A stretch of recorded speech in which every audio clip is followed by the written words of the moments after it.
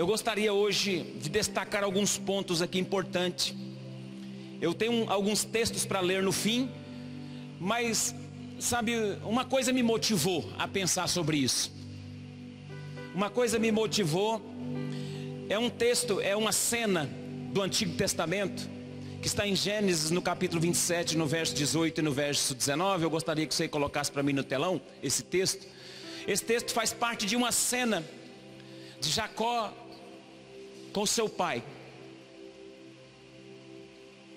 Eu quero ler esse texto só para introduzir o que eu quero pensar e dizer para você o que motivou o meu coração a pensar sobre a identidade.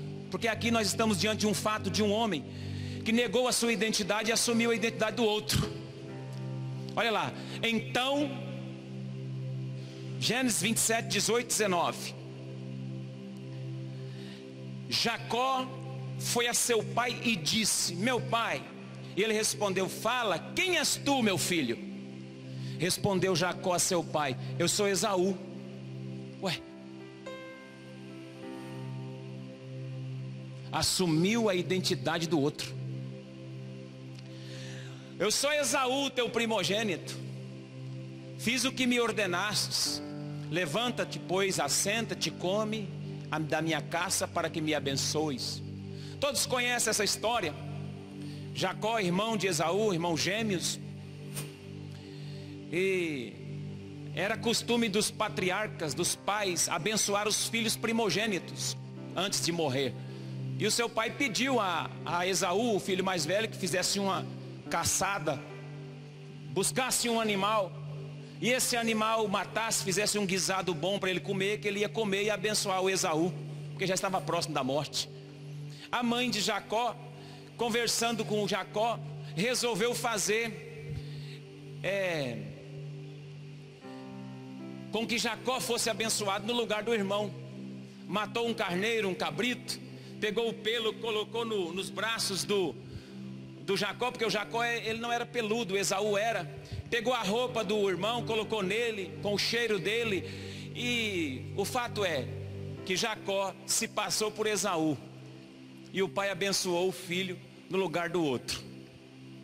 E essa cena é muito interessante, porque é uma cena de pessoa que se passou por outro, uma identidade falsa. E eu quero trazer isso para o âmbito da nossa vida, para esse tempo aqui, porque talvez você não esteja vivendo uma vida falsa ou uma identidade falsa, mas você esteja vivendo uma identidade indefinida. Talvez você não seja, não que você tenha assumido a identidade de outro, mas você tenha assumido características que está influenciando você a ser quem você não é de fato. Às vezes nós fazemos coisas, assumimos adjetivos e características em nós que não faz parte de nós, e passamos por outro, quando na verdade nem nós mesmos nos conhecemos. Quantos querem ir comigo nessa palavra e sair daqui um pouco mais se conhecendo em nome de Jesus? Diga glória a Deus. Vamos orar um pouquinho. Pai, muito obrigado por esse culto, por essa palavra. Revela o teu propósito, o teu querer a nós essa noite, em nome de Jesus. Amém. Irmãos, no conceito da Idade Média, conceito que havia na era medieval, eles diziam que você deveria ficar para descobrir quem é. Já no conceito presente, no conceito moderno, você deve sair para descobrir quem é. Existem dois pontos importantes. Você fica no meio que você vive, na comunidade que você vive. Essa era uma ideia corrente na Idade Média. Você trabalhava, você lutava pela sua comunidade, pelo seu povo. Você lutava pela sua família, você trabalhava, se doava. E nisso você descobria a sua origem, a sua verdadeira identidade, quem você era. Isso não funcionou muito. Porque todos esses 2 pontos reza que você tem que olhar para dentro de si para descobrir quem é. Irmãos, isso é um conceito humano, de que nós temos que olhar para dentro de nós para descobrir quem somos. Isso não funciona, ele fracassa esse conceito. E na época, só um pouquinho historicamente falando, nesse conceito medieval, que você tem que ficar no meio da sua comunidade para descobrir quem você é, no meio da sua família, se realizar naquilo que você faz, não funcionava, sabe por quê? Porque os homens descobriam o seguinte: a insatisfação. Por exemplo, para clarear a sua mente, nessa ideia de que você tem que ficar no meio para descobrir quem o relacionamento sexual era puramente encarado como algo para procriar. Aí as mulheres tinham 10, 11, 12, 15 filhos, porque o sexo era tido como algo para procriação. Quanto mais você tinha filho, melhor era, você se descobria nisso. O dinheiro, por exemplo, se via só para o sustento. O homem trabalhava para pôr comida em casa, e isso era a maior descoberta dele. Ele teria que se realizar nisso. É por isso que em alguns momentos, nos nossos dias hoje, tem muitos casamentos que fracassam. Por quê? Porque as pessoas ainda estão com essa ideia de que o homem, a responsabilidade dele é somente ter um relacionamento sexual para procriar com a mulher, e o dinheiro dele só serve para pôr alimento dentro de casa e tá bom demais. Fica aí. Eu estou colocando comida dentro de casa, minha filha, você se vira.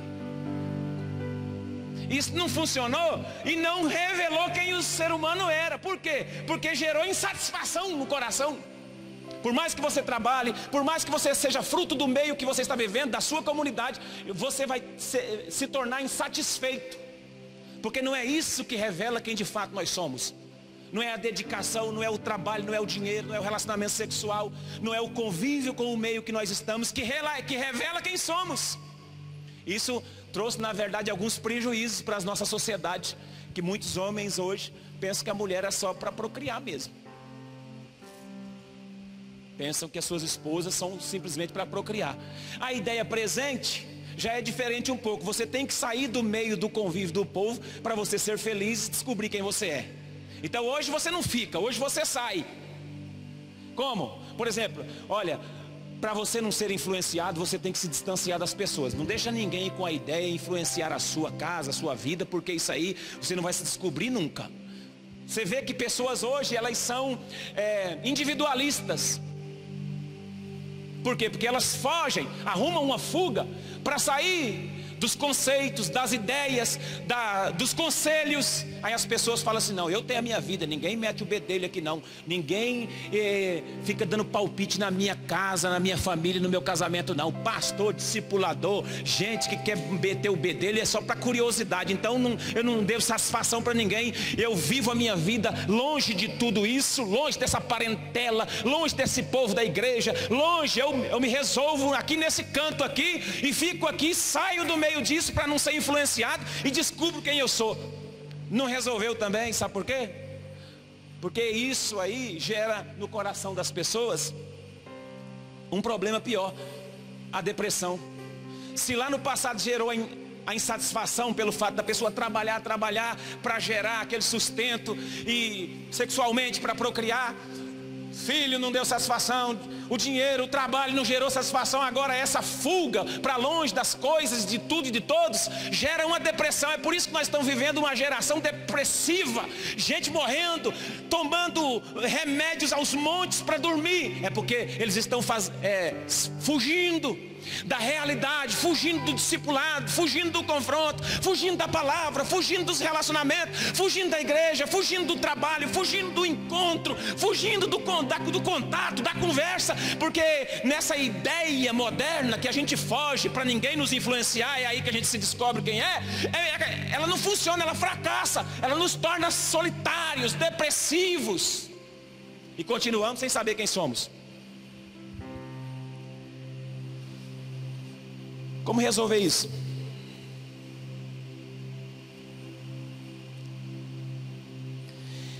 Como resolver isso?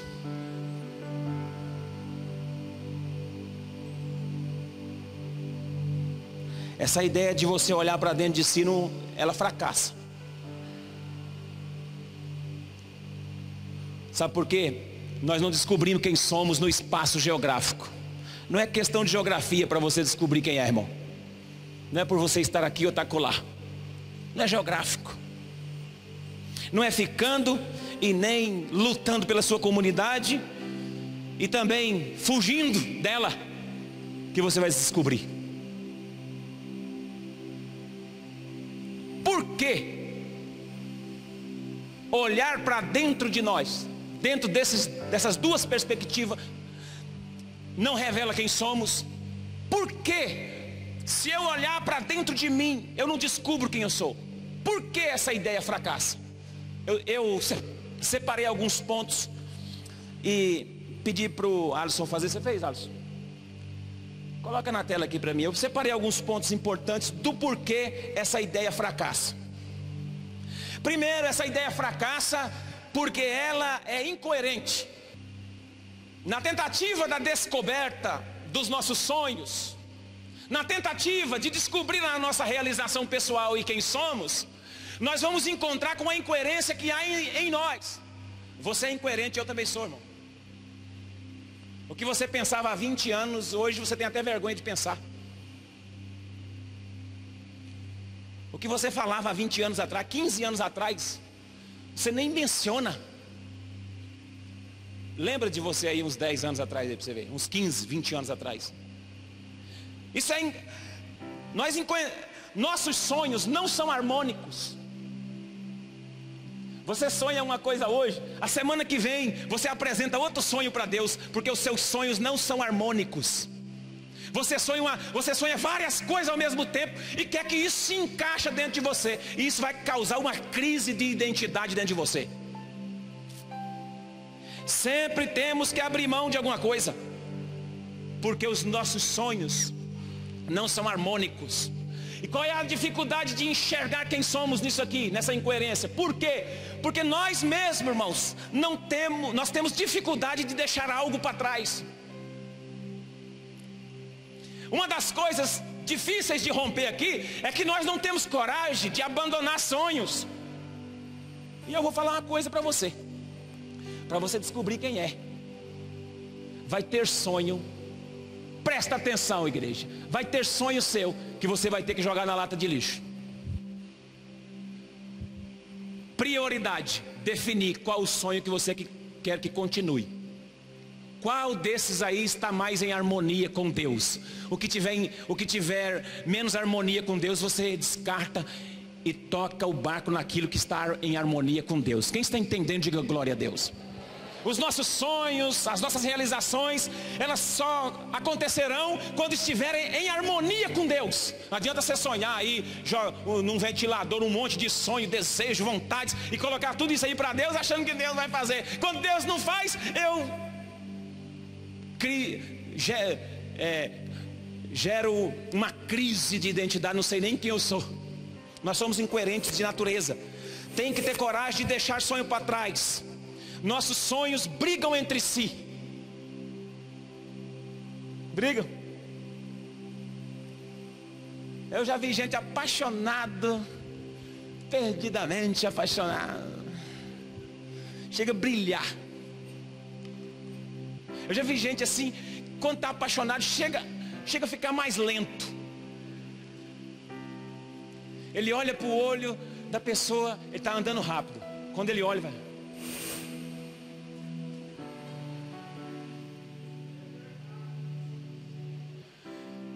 Aí você fala, não é tudo isso não. Aí depois, daqui a pouco, e aí, cadê aquela paixão?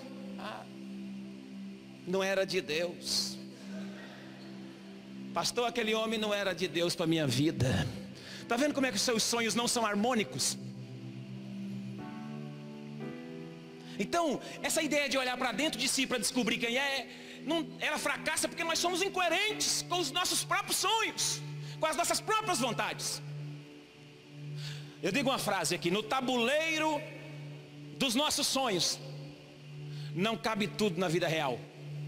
Vou repetir: no tabuleiro dos nossos sonhos não cabe tudo na vida real. Então tem sonho que vai ter que ficar para trás. tem coisa que vai ter que deixar para Deus cumprir os sonhos dele na nossa vida. Quantos creem nisso, diga glória a Deus. Segundo, por que fracassa a ideia de olhar para dentro para descobrir? Porque além de incoerente, somos instáveis. A instabilidade, instável. Quando olhamos para dentro de nós, constatamos que somos definitivamente inconstantes. Irmão,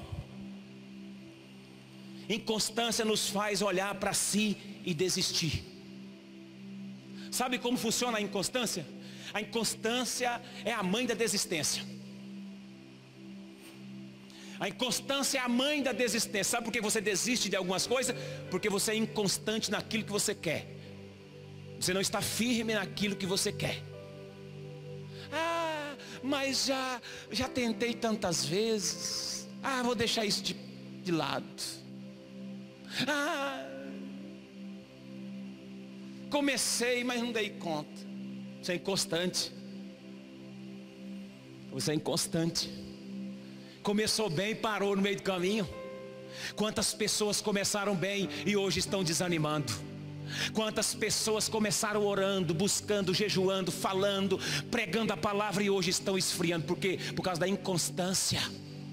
Quantas pessoas tinham posições definidas e hoje já estão frios espiritualmente, não estão dando conta nem de congregar direito, de tanta inconstância. Não sabe se é isso mais que quer, não sabe se isso é uma realidade mais. Inconstante.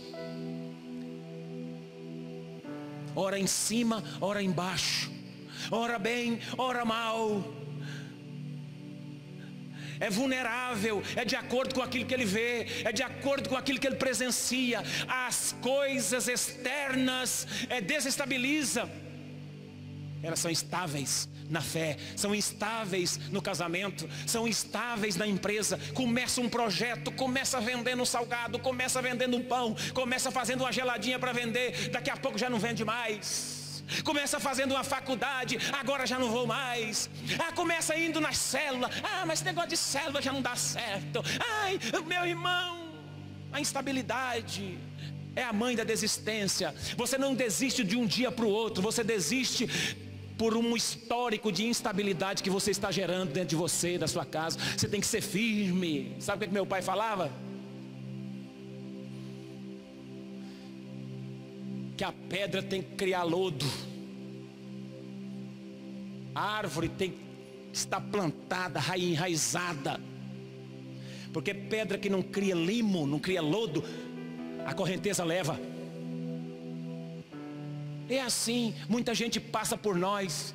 Há quanto tempo já era para Deus estar te usando? Há quanto tempo já era para você estar no outro nível? Mas você não vai, porque você é instável. Então nós somos instáveis e quando olhamos para nós mesmo, a gente vai descobrir que a nossa nós vamos ter crise de identidade por causa disso, porque nós somos instáveis. Quem está comigo aí, diga glória a Deus. Terceiro, é ilusório.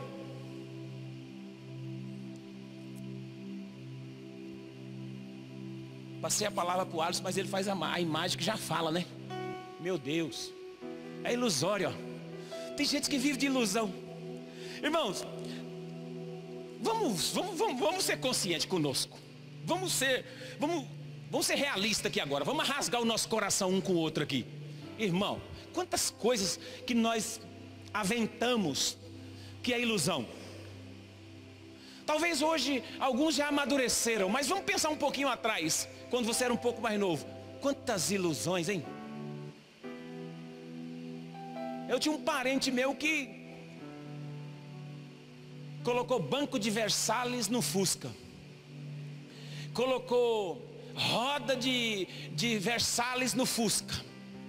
Naquela época, Versalhes era um carro do tempo, da hora. E ele tinha um Fuscão, daqueles farolzão fafá, rodão, banco de Versalhes, motor de Santana. E esse Fusca, isso aí tem motor de Santana, rodão, aro, não sei o que, rodão liga leve, escapamento turbal, e BBB, e farol fafá, e banco recaro, banco não sei do que. Ilusão. E o som, só de som aí tem 10 mil reais, mais do que o valor do carro. Para ficar. Rapaz, isso é ilusão. É ilusão.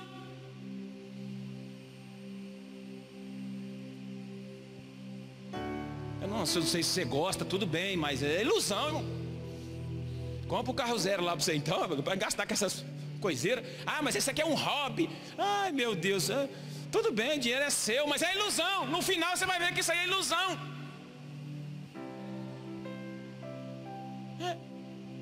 Cada coisa.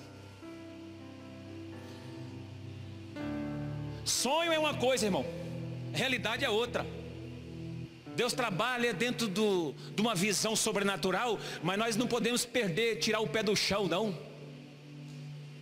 Podemos ser iludidos. Nós criamos ilusões. E é o problema de criar ilusão. Eu até falei desse negócio aqui do cara que gasta com umas coisas assim desproporcional, só para iludir a mente dele, né? Falei isso aqui para você, porque você deve saber isso. Mas veja bem, a ilusão é um problema. Por quê? Porque nós não aceitamos ajuda. Quando a pessoa está iludida, ela não aceita conselho. Você já viu alguém iludido? Não aceita conselho. Ela está convicto, aí as pessoas falam, calma. Ah não, eu vou comprar isso aqui agora. Eu estou com esse dinheiro, vou fazer isso. Vai ser mais 50 parcela, a entrada e tal. O que você acha? Rapaz, espera um pouco, calma. Profeta coveiro, está querendo enterrar meu sonho. O outro não pode falar calma. Quem é iludido não aceita calma, não aceita espera, porque ele ouve a palavra espera como alguém está sepultando meu sonho. Uma vez a irmã falou assim, eu estou querendo namorar com fulano de tal. Aí a outra falou assim, fala com o pastor, para ele orar, para ver se é de Deus, não sei o que. Deus me livre de falar com o pastor. Pastor só enterra o sonho da gente. Pastor já está casado, minha filha. Eu agora que preciso casar, nem vou conversar com ele não, porque aquele homem, tudo que você fala de negócio de namoro, ele fala, não é de Deus. Não é de Deus, não é de Deus, não é. Aquele homem não sabe falar nada que é de Deus. Vai. Aí eu falei, aí casou iludida. Aí, cadê? Era de Deus? Não é. Não se iluda. Quando você estiver iludido, vigia, que o iludido geralmente não escuta conselho. E nós, irmãos, temos uma tendência a ficar iludido com as coisas. Pensamos que os outros querem matar nossos sonhos.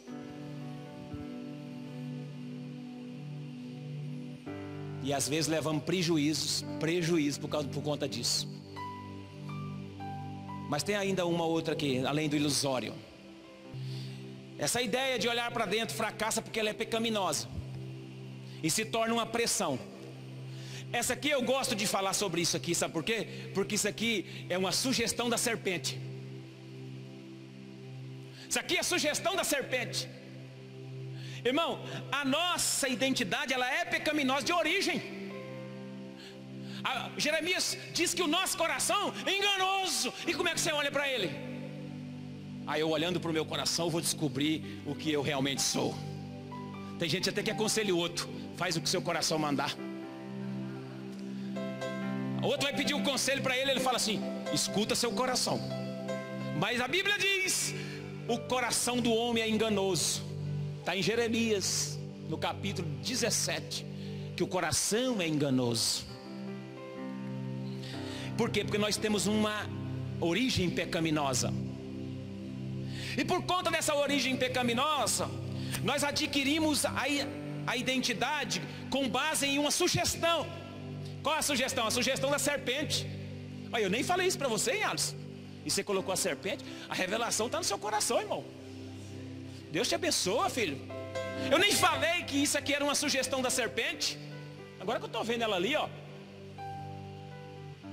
A serpente sugeriu, a serpente pressionou a mulher, e a serpente sempre vai nos pressionar. E essa visão pecaminosa, e essa identidade pecaminosa faz com que você, para reconstruir essa visão, você tenta provar para todo mundo. Uma das dificuldades de romper com isso é porque a gente vai tentar provar para todo mundo que mudamos. Aí a gente olha para dentro de si e vai tentar mudar, porque a nossa origem é pecaminosa. Aí nós sofremos pressão, porque às vezes vamos tentar provar para todo mundo que nós mudamos. Irmãos, não adianta você ficar tentando provar para todo mundo que você mudou. Muda. E deixa que ao seu tempo Deus revela quem você é. Não fique tentando provar. Não tente provar para todo mundo, porque isso vai gerar uma pressão. Você tenta fazer tudo, já notou? Já viu aquela pessoa que faz de tudo? Imagina comigo aqui, você faz uma festa para sua filha ou para o seu filho de casamento, para 400 pessoas. Você aluga o melhor lugar da cidade. Você contrata o Artfest Decorações do Maurício e da Odisseia para fazer, para decorar. Contrata as irmãs que vendem tudo aqui, que contrata ali, vestido melhor, da coisa, tal. Você faz a festa, um buffet maravilhoso, coloca tudo que... E chega no final, o povo sai falando o que não deu certo. Ô, gente. Faltou só uma farofinha, né? Aí o irmão sai conversando. Aquele creme de milho parece que estava meio ralo, né? O irmão sai lá assim e fala assim: achei a coca meio quente.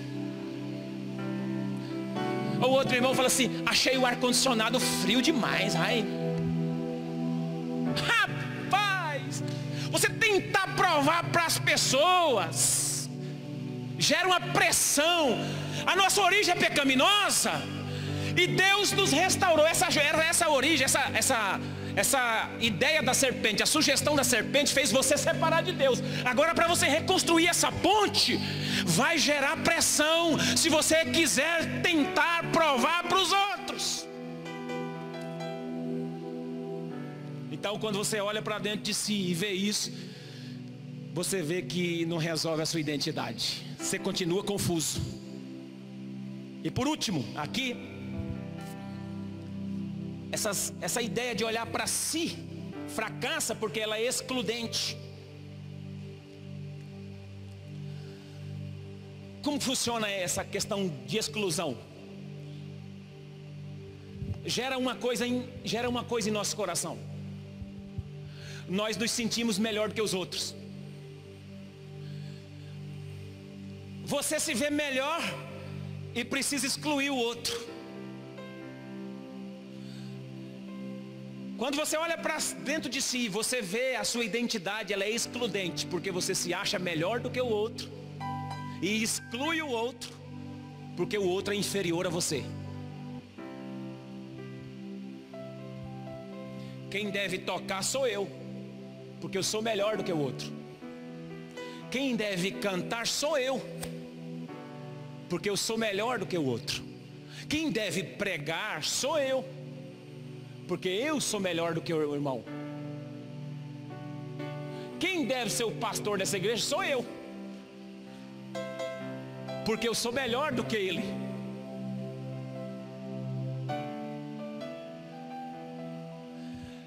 Então, quando a gente olha para dentro de nós, há um senso, há um complexo de superioridade, e isso revela que nós somos excludentes. Nós excluímos pessoas não porque nós somos fracos, porque nós nos achamos bons.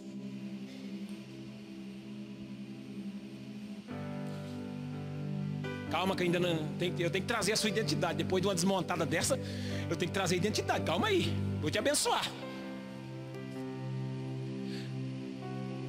Nós somos excludentes, irmão. Quando a gente olha para dentro, a gente percebe essas coisas aí.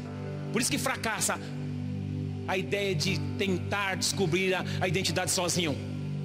Porque somos excludentes. Achamos que somos superiores aos outros, quando a Bíblia na verdade manda considerar os outros superior a nós mesmos. E nós excluímos pessoas do nosso hall de convivência, das nossas células, das nossas amizades. Sabe por quê? Porque as pessoas são inferiores a nós. Quantas vezes você falou mal do outro e falou assim: coitadinho, né? Fraquinho, né? Quantas vezes você já usou essa expressão? Nossa, fulana é fraquinha, né? Ah, ô dó, coitada, coitadinha. Coitado o quê, rapaz? Quantas vezes a gente usa esse espírito excludente que há em nós? E aí, irmãos, quando a gente vê isso e reconhece isso em nós, a gente sabe que sozinho nós não vamos dar conta de descobrir quem somos. Quem está entendendo aqui? Pensando sobre isso, eu quero falar para você como descobrir quem sou. Como descobrir? Como descobrimos? Eu quero citar duas coisas. Primeiro, ouvindo a voz do seu pastor. Repita comigo: ouvindo a voz do seu pastor. A Bíblia faz uma referência a nós como ovelhas. Irmãos, e não é porque ovelha, quando Jesus nos chama de ovelha, não fique pensando que você é o tal, não.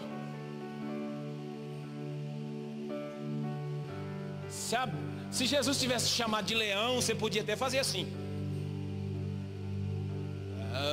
tal, eu sou o leão, né? Não, mas Jesus não chamou você e nem eu de leão, chamou de ovelha. Ovelha é o animal mais frágil que existe. Ovelha precisa de pastor. Ovelha precisa de cuidado. Ovelha precisa ouvir a voz do pastor para saber quem é. João no capítulo 10 disse isso. Jesus falando: eu sou o bom pastor, e o bom pastor dá a vida pela ovelha. A ovelha ouve a minha voz e segue-me. Elas sabem que são meus discípulos quando ouvem a minha voz, disse em João 14. Que nós descobrimos que somos discípulos de Cristo quando ouvimos a voz do pastor. Nós descobrimos, irmãos, quem somos de fato quando ouvimos a voz do pastor, quando ouvimos a voz da cobertura de Deus sobre a nossa vida. Você descobre quem é quando você descobre a voz do Pai. Você se identifica com a voz do Pai. Você descobre sua origem no Pai.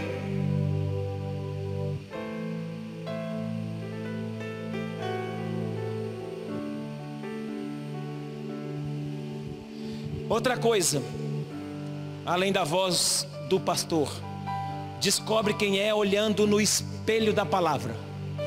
Você olha a palavra como espelho, e o espelho vai revelar quem você é. João capítulo 1, verso de número 12. É um texto muito conhecido, mas eu queria que você colocasse aqui para mim.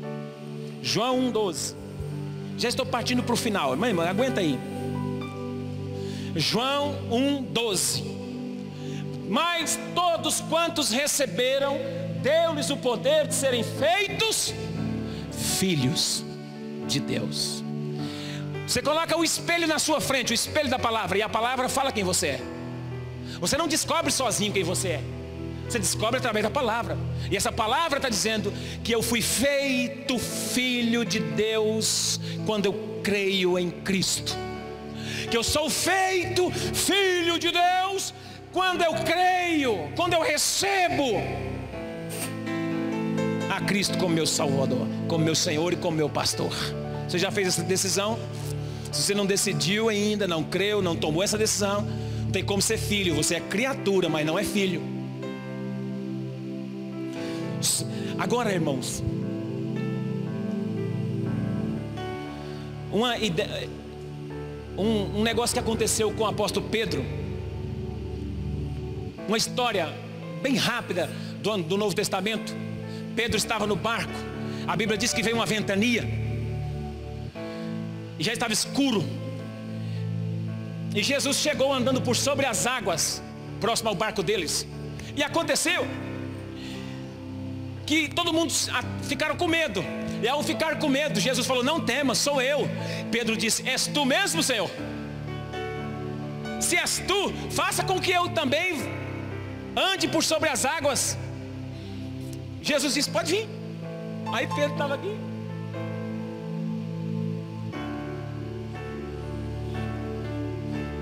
Andou. Deu alguns passos em direção a Cristo. E num dado momento, Pedro começou a afundar. E quando Pedro afundou, Pedro clamou a misericórdia de Deus. Jesus então estendeu as mãos e trouxe Pedro de volta. Irmãos, eu já ministrei que Pedro duvidou esse texto. Mas olhando bem esse texto, Pedro não duvidou. Ele não duvidou de Cristo. Ele creu e foi, por isso que foi. Ele não duvidou que podia andar, porque ele andou. Não sei se deu 3 ou 4 passos, mas deu. Aí você fala assim: ele observou o vento e afundou. Mas ele não duvidou de Jesus, porque quando ele estava afundando, ele falou: Jesus me salva. E Jesus salvou.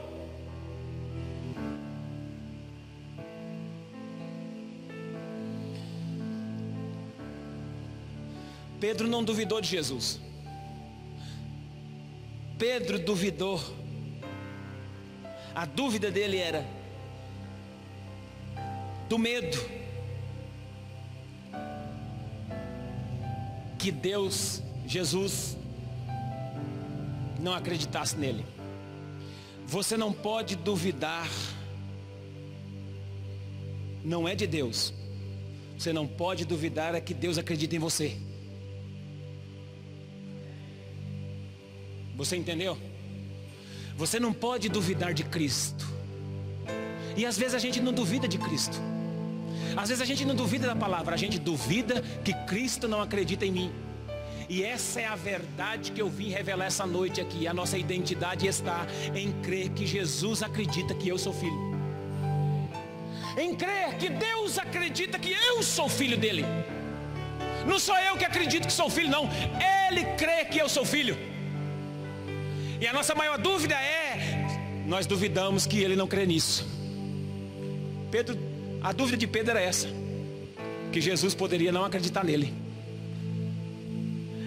Veja um texto para nós terminarmos. Colossenses 3. Aonde está a nossa identidade? Procurando a nossa identidade, ouvindo a voz do nosso pastor, olhando no espelho da palavra, não duvidando que Deus acredita em nós. E por último, procurando por Cristo. Veja bem, aonde está a nossa identidade. Colossenses 3, 1 até o 3. Portanto, se fostes ressuscitados juntamente com Cristo, buscai as coisas lá do alto, onde Cristo vive, assentado à direita de Deus. Pensai nas coisas lá do alto, não nas coisas que são aqui da terra. Porque morrestes e a vossa identidade, a vossa vida está oculta juntamente com Cristo em Deus. Tem uma outra tradução que diz que a vossa identidade está escondida em Deus. Sabe aonde está a sua vida? Sabe aonde está a sua identidade? Escondida em Cristo. Então não adianta procurar sua identidade em você. Você tem que procurar com quem ela está. Com quem que está a sua identidade? Segundo esse texto, com quem que está a sua vida? Com quem que está a sua identidade? Com quem? Responda para mim, igreja, com quem está a sua identidade? Escondida onde? Em Cristo.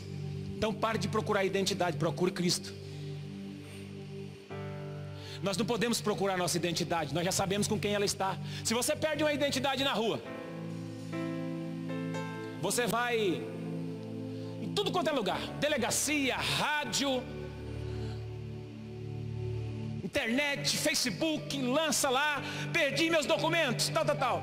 Aí você descobre, olha, a sua identidade está com um homem chamado João, lá na cooperativa. Seus documentos estão lá na usina, 80 quilômetros daqui. Você vai procurar quem? Você vai sair igual um doido na rua, ó, perdi meus documentos, ó, perdi meus documentos, ó, perdi. Você vê meus documentos, você me mostra. Você vai continuar procurando os documentos? Você vai procurar? Continuar procurando? Não, você vai procurar a pessoa que achou. Por que é que nós tentamos encontrar nós mesmos dentro de nós, se a nossa identidade não está conosco? Ela está com Cristo.